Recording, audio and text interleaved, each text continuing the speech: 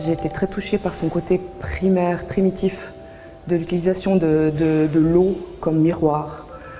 Ça parle du destin, d'ailleurs aussi de par les lignes, mais pour moi c'est presque la pièce la plus proche du land art.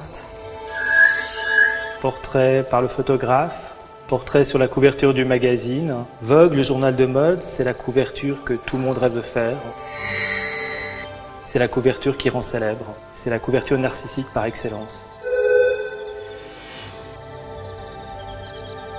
Le fait de se voir dans plusieurs miroirs, de se voir de différentes façons, pose la question de la peur de soi-même sous ses différentes façons d'être, ou peut-être simplement la peur de nos semblables aussi, qui nous ressemblent, sachant que fondamentalement nous sommes notre meilleur ennemi.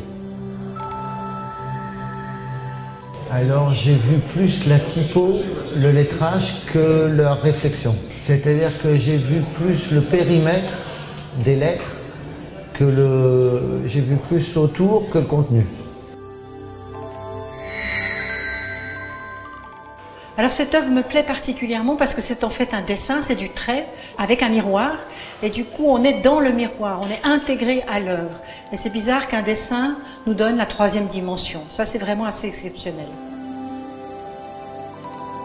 Quand je suis face à cette œuvre, la chose qui m'intrigue beaucoup, c'est cette ambiguïté qui se crée entre notre personne qui se réfléchit dedans et le paysage qui est face à nous.